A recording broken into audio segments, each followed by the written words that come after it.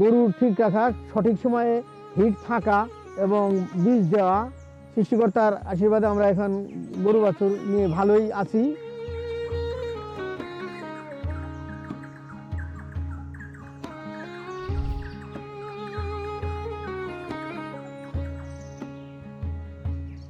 আমি রণজিৎ চন্দ্র ভৌমিক, পূজা অ্যাগ্রো ফার্মে আমি দীর্ঘদিন কাজ করতেছি। ছোট বড় প্রায় 30টা গরু আছে। আমার 11টা গাভী এখন আমরা দুগ্ধ পাই।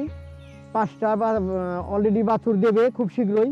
ষাঁড় বাছুর আছে 3টা, 5টা আছে বকনা বাছুর। এশিয়ার বীজ ব্যবহার করি, বাছুর টিকে এবং টেকসই, বা বীজ মার যায় না, ভালো। এশিয়ার কোম্পানিতে যারা কর্মরত আছেন ডাক্তার পরামর্শ দেন যে এই গরুটারে এইভাবে দেখতে হবে। ওনারা আমাদের গরুর গোয়াল আমাদের সাথে ঢুকে এবং গরুটার খোঁজখবর নেয়, আমাদের খোঁজখবর নেয় আমরা কী অবস্থায় আছি। ওনারা সবসময় আমাদেরকে সুন্দর দিক নির্দেশনা দেয়, আমরা যাতে অনেক প্রেরণা পাই এবং আমাদের গরু বাছুর ভালো থাকে ওনাদের ট্রিটমেন্টে। তারপরে কিভাবে খাওয়াবেন, কী পরিমাণ পানি লাগবে, এইসবও আমাদের ঋষিওভাবে শিখিয়ে দেয়।